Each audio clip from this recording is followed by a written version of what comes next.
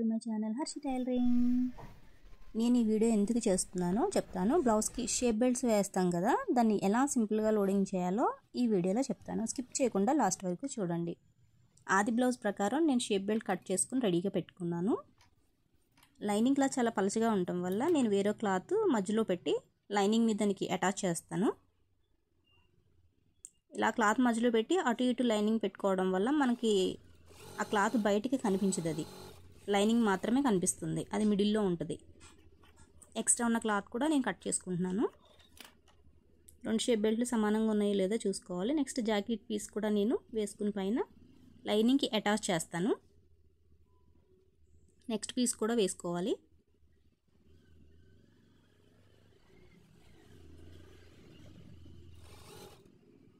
Jacket పీస్ని నేను లైనింగ్కి attach చేస్తున్నాను. సేమ్ ఇది కూడా దానిలాగే అటాచ్ చేయాలి.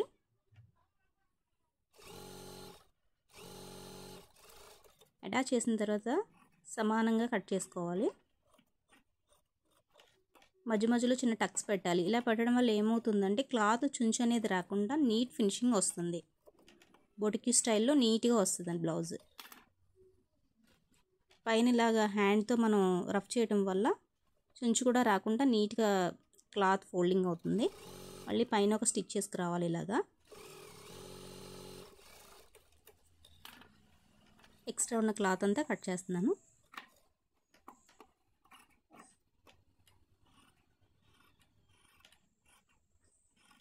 మీరు ఫస్ట్ టైం నా ఛానల్ చూస్తే కనుక ప్లీజ్ సబ్స్క్రైబ్. టైలరింగ్కి సంబంధించిన వీడియోస్ పెడుతూ ఉంటాను. మీరు బెల్ ఐకాన్ మీద క్లిక్ చేస్తే నేను పెట్టే ప్రతి వీడియో మీకు నోటిఫికేషన్ రూపంలో వస్తుంది. సేమ్ ఈ బెల్ట్ కూడా సేమ్ అలానే ఒక స్టిచ్ చేసి ఎక్స్ట్రా ఉన్న క్లాత్ని కట్ చేస్తాను.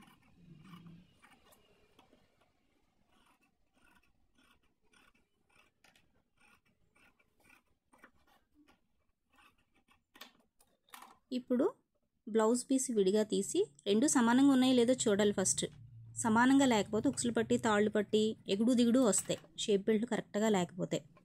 ఇప్పుడు బ్లౌజ్ పీస్ పక్కకు పెట్టి ఈ లైనింగ్ లోపల క్లాత్ మనం పెట్టుకున్న ఖర్చు ప్రకారం సన్నగా మడుచుకు రావాలి. దాన్ని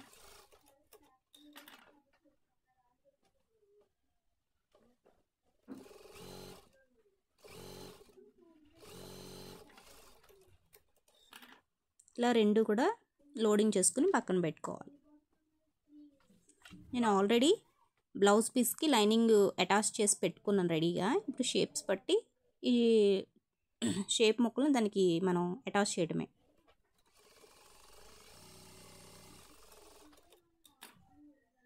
ఈ ఎక్స్ట్రా ఉన్న క్లాత్ ఏంటంటే లోపలికి ఫోల్డింగ్ చేసుకోకపోతే మనకు షేప్ బెల్ట్లోకి అడ్డంగా వస్తుంది. అప్పుడు షేప్ నీట్గా రాకుండా చుంచు కింద వస్తుంది అనమాట.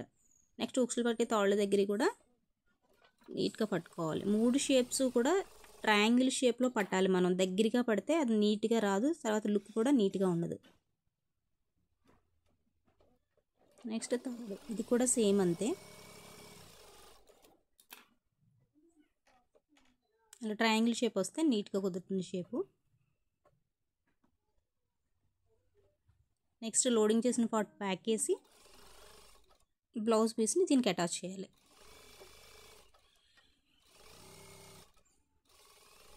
మనం ఎంత కాస్ట్లీ చీర కొనుక్కున్నా బ్లౌజ్ను బట్టే శారీకి అందం వస్తుంది. ఆ శారీ మీద బ్లౌజ్ కూడా స్టిచ్ చేసే విధానం కుదరకపోతే బ్లౌజ్ రుక్కు రాదు.